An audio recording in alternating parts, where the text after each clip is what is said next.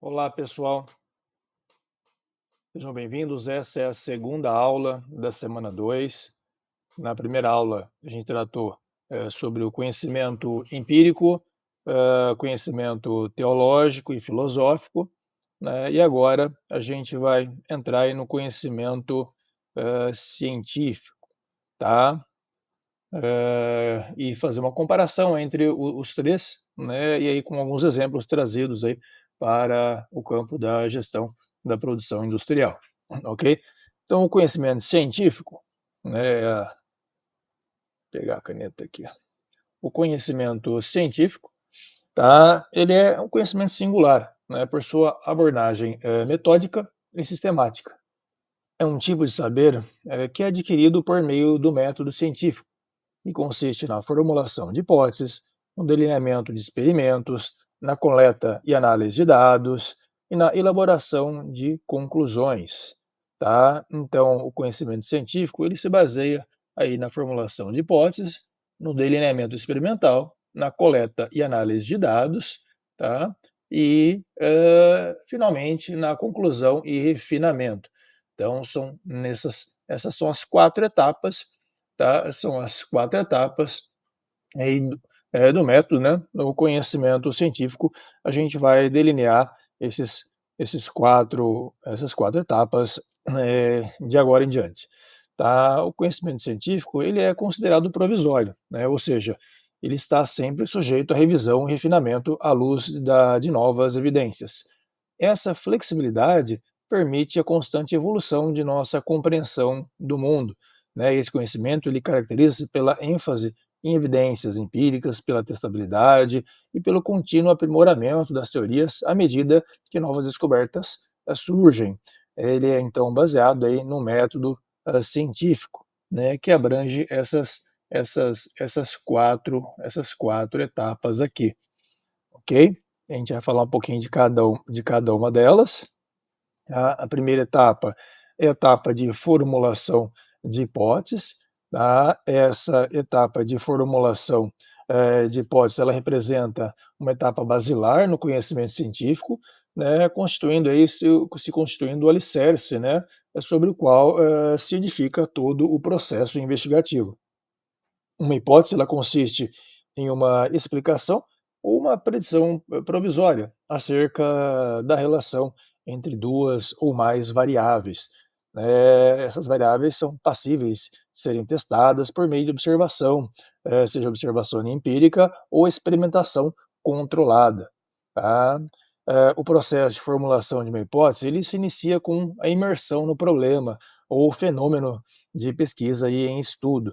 Tá? O pesquisador deve examinar criteriosamente as teorias existentes, as evidências empíricas disponíveis e as pesquisas pregressas, ou seja, as pesquisas anteriores, tá? Buscando aí evidências, explicações potenciais para padrões ou comportamentos observados. Uma revisão, então, bibliográfica bastante robusta é importante, é um passo fundamental. Tá? Uma vez identificada uma explicação plausível, o pesquisador ele pode então formular uma hipótese empírica e testável, que delineia a relação esperada entre as variáveis de interesse. Tá? A formulação de uma hipótese ela não é uma tarefa trivial. Ela exige aí do pesquisador a elaboração de suposições, tá? E predições, sempre informadas e alicerçadas em seu conhecimento e compreensão do assunto. Tá? A gente vai trazer aqui algumas características da formulação de hipóteses. Tá? Então, a primeira delas é a clareza e a concisão. A hipótese deve ser formulada em linguagem clara, precisa e inequívoca, evitando ambiguidades, né, e interpretações divergentes. Deve-se expressar a relação entre as variáveis de forma direta e sucinta, tá? Sejam elas as variáveis ali independentes, as variáveis dependentes ou as variáveis de controle, se necessárias. Tá? Então, por exemplo, quando se busca a implantação de um sistema Kanban numa linha de produção, né, de uma indústria qualquer, né, espera-se que se reduza o tempo de ciclo em no mínimo 15%. Então, essa hipótese, né, é de que o sistema Kanban vai reduzir o tempo de ciclo, ou seja, o sistema Kanban é a variável é, é, independente, né, e a variável dependente é o tempo de ciclo. Tá? É uma hipótese clara e concisa. Tá? A outra é a especificidade, né? Ela tem que ser específica. Tá? A hipótese deve delimitar o escopo da investigação, deve focar um aspecto específico do fenômeno em estudo, não se deve estudar tudo. Né? Deve se dividir o problema, delimitar o escopo, tá? E focar, né, num ponto específico do problema, definir as variáveis de forma operacional, ou seja, de forma que possam ser medidas, tá? Ou manipuladas. Tá? A segunda, né, outra característica é a testabilidade ou a verificabilidade, ou seja, se a hipótese ela é verificável, se ela é testável. Tá? A hipótese deve ser passível de teste empírico, ou seja, deve ser passível, né, de coleta de dados que permitam verificar se a relação proposta entre essas variáveis ela se confirma ou não. Né? Por exemplo, né, a hipótese que a implantação de robôs colaborativos em uma linha de montagem, né, de uma fábrica aí qualquer aumentará a produtividade. Essa hipótese tem que ser passível de teste, né? Ou seja, se comparar a produtividade antes e depois da implantação aí dos robôs. Tá? A segunda, mais uma característica, é a falseabilidade ou a refutabilidade, né, conforme proposto por Karl Popper. Né? Uma hipótese científica deve ser falseável, ou seja, deve ser possível conceber observações ou experimentos que possam potencialmente refutá-la. Tá? A falsabilidade não significa que a hipótese, né, seja necessariamente falsa, mas sim que ela é passível de ser testada. Apenas isso. Né? Se necessário, corrigida e descartada ou descartada. Né? A capacidade de se refutar é o que diferencia a hipótese científica de uma mera especulação, ok? Ah, mais uma característica, é a relevância teórica, tá? Ou seja, a hipótese deve estar alinhada com as teorias existentes na área de estudo e contribuir para o avanço do conhecimento, deve preencher lacunas, né, no conhecimento, deve propor novas explicações ou testar, simplesmente testar hipóteses. Né? Por exemplo, a hipótese de que, né, a influência da cultura organizacional na adoção de práticas de manufatura enxuta deve ser baseada em teorias de gestão, tá? E comportamento organizacional. Tá? Mais uma característica, a compatibilidade com o conhecimento pré-existente. Ok? Então, embora as hipóteses elas possam desafiar o conhecimento estabelecido, né, elas devem ser consistentes com os princípios científicos fundamentais, né, e com as evidências empíricas já observáveis, a menos que haja fortes evidências aí para propor uma mudança de paradigma. Tá? Uh, Vamos seguir aqui então. Tá? Ainda sobre o conhecimento científico,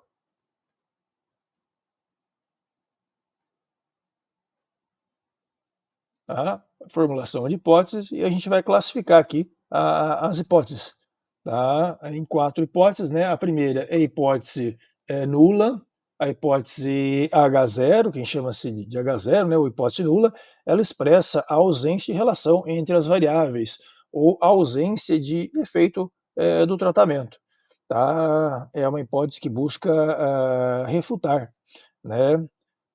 Por exemplo, não há diferença significativa no tempo de ciclo entre a produção, né, com o sistema Kanban e a produção com o sistema atual. Tá? Essa é a hipótese H0, em que busca-se refutar essa hipótese. A hipótese alternativa, né, ou seja, a gente vai chamar ela de H1 ou HA, é a hipótese alternativa, tá, ao H0. Tá? A hipótese que se deseja refutar. Né? A hipótese H1, né, alternativa, ela expressa a relação esperada entre as variáveis, né, o efeito aí do tratamento, ou o efeito, né, do tratamento. É a hipótese que se busca confirmar. Né? Então, por exemplo, no sistema Kanban, né, a implantação do sistema Kanban reduzirá significativamente o tempo de ciclo em relação ao sistema atual. tá? Enquanto que a hipótese H0 não há relação entre o sistema e a produtividade, a hipótese H1 é a hipótese que há, sim, uma relação, e a gente vai testar essa relação para refutar ou aceitar a hipótese H1. Se a gente aceitar a hipótese H1, tá? Se essa hipótese H1 for aceita, a gente recusa a hipótese H0. Se a hipótese H1 for recusada, mantém-se a hipótese H0. Tem mais duas, tá? Hipóteses direcionais, ou seja, ela expressa uma relação esperada entre as variáveis ou efeito do tratamento. Tá? As hipóteses, elas são a relação entre aumento e diminuição, tá? As duas, tanto as direcionais quanto as não direcionais. A diferença é que a direcional ela te dá ou um aumento, tá? Ou uma diminuição. Então, se aumenta uma variável, a outra diminui ou aumenta. E a não direcional, ela dá apenas a relação, que as duas têm uma relação entre elas, mas não dá aí a direção. Ok? Vou trazer alguns exemplos. Tá? Por exemplo, na otimização de tempos de setup, observa-se que o tempo de setup, ou seja, a preparação da máquina para um novo lote de produção, né, uma máquina X qualquer, observa-se que esse tempo é excessivo, tá?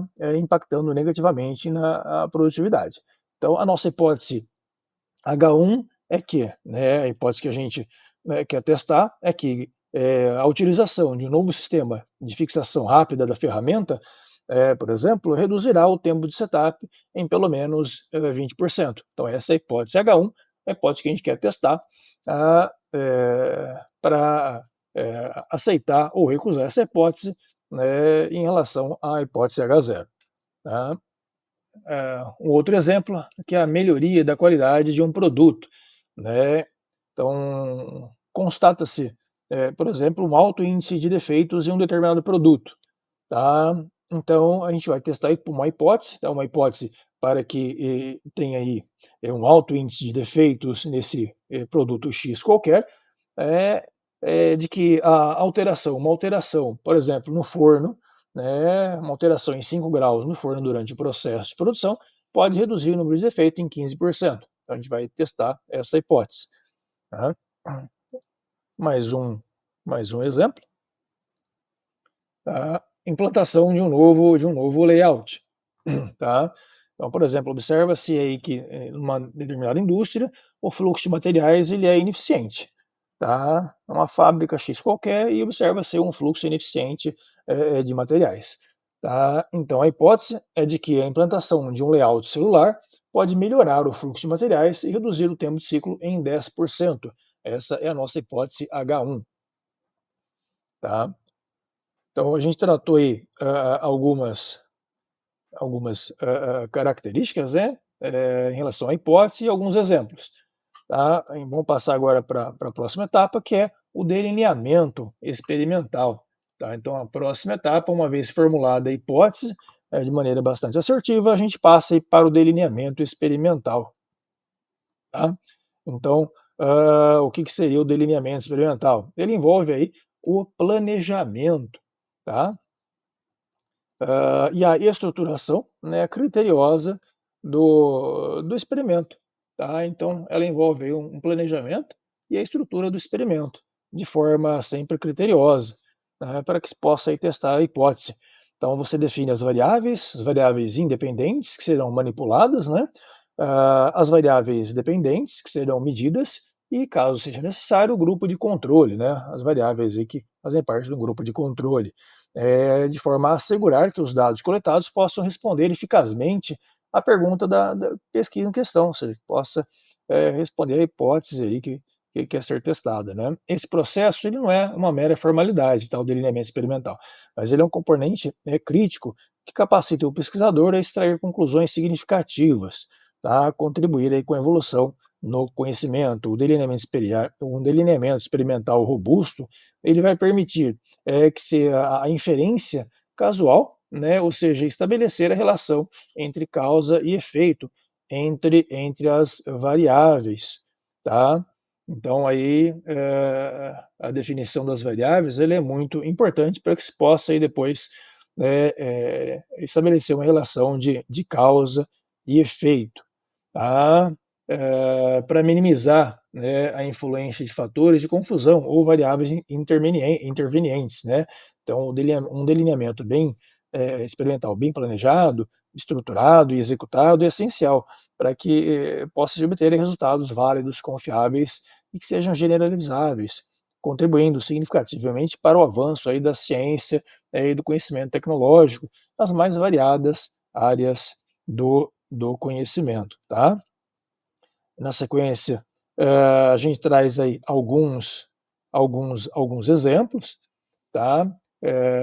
Retomando novamente o exemplo de otimização de setup em relação agora ao delineamento proposto, né? Então, a gente trata aí a variável, né, independente, por exemplo, o tipo de fixação, né? Então, quando a gente mudou lá no primeiro exemplo, né, na hipótese, mudou o tipo de fixação, tá? Essa é a variável independente, né? O sistema de fixação antigo e o novo. A variável dependente é o tempo de setup, tá? E o procedimento é você medir o tempo de setup com o sistema antigo, né, e com o novo sistema, e um número suficiente aí de setups de forma controlada, tá? Para que você possa ter uma comparação, né, entre o antes e o depois, né, levando aí todos os fatores, né, como ferramenta e operador.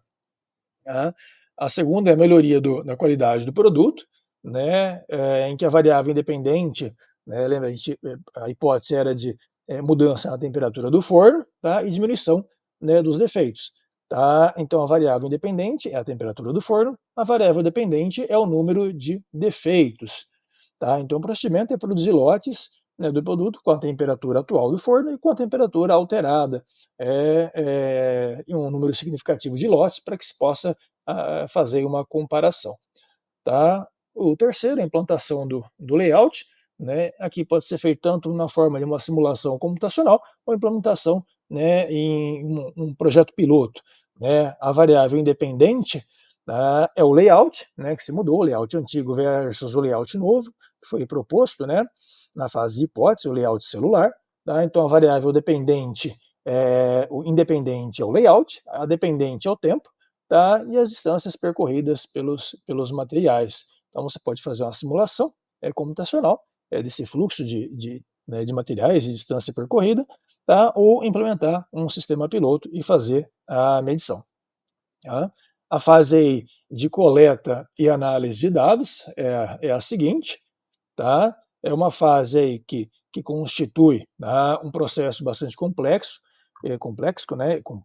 e multifacetado, e ele exige uma compreensão aprofundada aí do delineamento, da pesquisa, dos princípios estatísticos e da expertise aí no assunto.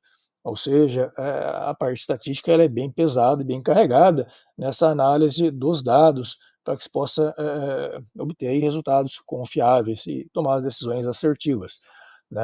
Então, os pesquisadores devem considerar cuidadosamente o propósito, né, do estudo, as questões de pesquisa que se pretende responder e os métodos apropriados para a coleta e análise dos dados. Tá? A coleta de dados, seja ela por meio da observação, experimentação ou monitoramento, ela é essencial para fornecer uma evidência empírica necessária para corroborar ou refutar a alegação científica. Né? Uma vez coletados os dados, inicia-se o processo de análise. Tá? Então, que envolve, né, esse processo de análise, ele envolve diversas técnicas metodológicas, sejam elas aí estatísticas para compreender padrões, relações, né, e mecanismos subjacentes. Né. Na fase de coleta, então, dos dados, os pesquisadores devem se assegurar da qualidade, né, e da confiabilidade dos dados, minimizando aí possíveis potenciais ou fontes de vieses, né, fatores de confusão. Tá? Então, o que deve ser observado, né, é primeiro a definição operacional das variáveis, né? Deve-se definir precisamente como as variáveis serão medidas ou manipuladas, garantindo a consistência e a replicabilidade da coleta. Tá? A seleção da técnica correta de amostragem, ou seja, uma técnica apropriada de amostragem, escolher o método de amostragem mais adequado para o resultado, seja probabilístico ou não probabilístico, né, considerando as características da população, tá? Em que se vai extrair a amostragem, né? E os objetivos da pesquisa, tá? Outro ponto a ser observado, né, é, espera aqui, o outro ponto é o desenvolvimento aí dos instrumentos de coleta de dados, né, que sejam confiáveis e válidos, né, ou seja, elaborar questionário, entrevista, protocolo de observação, ou instrumento de medição com propriedades meteorológicas adequadas, né, calibrado, né, ou seja, validade de conteúdo, validade de construto, confiabilidade do teste, reteste e a consistência interna aí do processo. Tá? Por fim, a implementação de medidas de controle da qualidade, tá? Ou seja, adotar procedimentos para garantir a precisão, integridade e a consistência dos dados coletados, né, tal como o treinamento dos funcionários, que são os responsáveis pela coleta, ou a calibração do instrumento de medição, né, a verificação dos dados de entrada, né, e por fim, tá, pessoal, considerações éticas, né, ou seja, respeitar os princípios éticos na coleta aí dos dados, né, com consentimento, esclarecimento dos participantes, a confidencialidade, né, dos dados e a proteção contra danos. Tá? É, alguns exemplos de coletas de dados, né, pessoal, ferramentas aí que se usam, tá? Então, ferramenta estatística e descritiva, né, são inferencial, né, são bastante utilizadas, né, a visualização de dados, a mineração de dados e a aprendizagem de máquina, né, todos os processos aí são utilizados para que você possa trabalhar corretamente os dados, tá? Para uma análise mais adequada, né?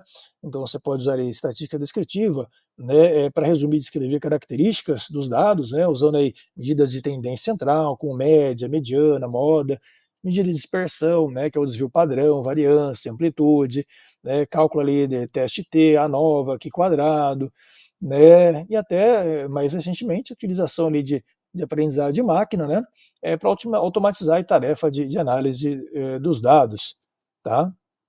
Na sequência, ali alguns exemplos, tá, pessoal, de coleta de dados, né? Então a gente pode ter exemplos aí na otimização de tempos, métodos e layouts, né, no controle estatístico de processos, simulação de sistemas de produção, na manutenção preditiva com Big Data, na gestão da qualidade com Big Data. Então são todos exemplos, né?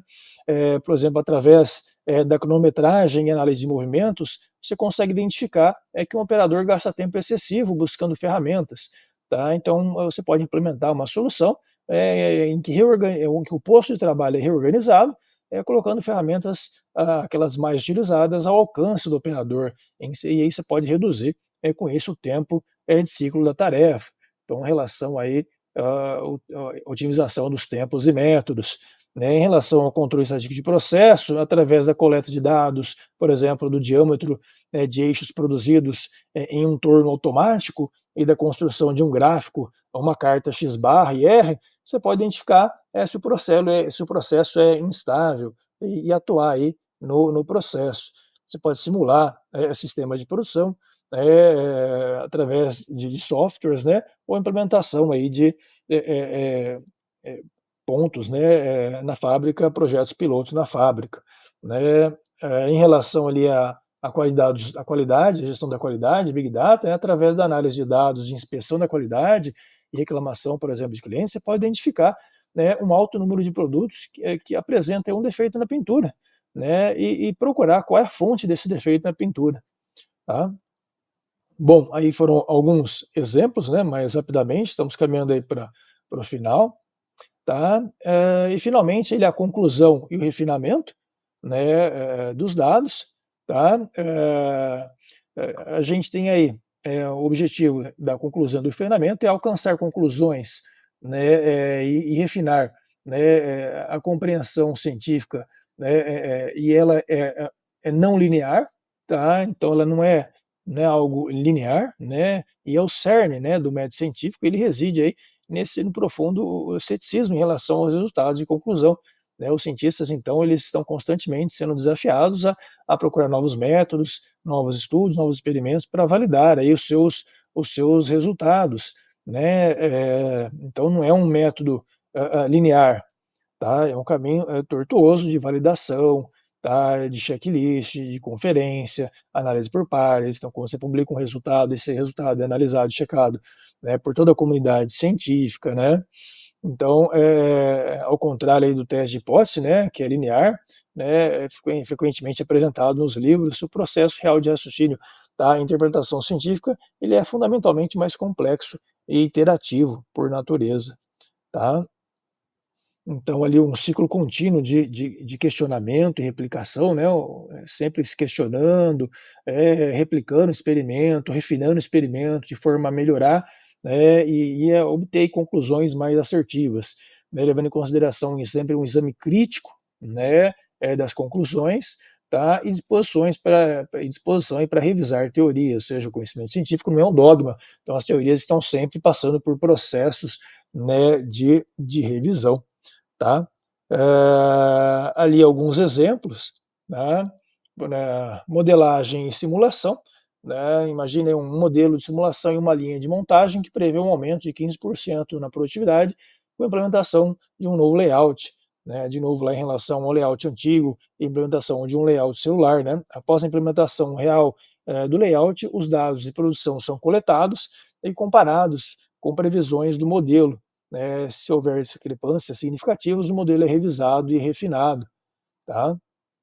Mais um exemplo, né? O desenvolvimento de novos métodos e processos, tá?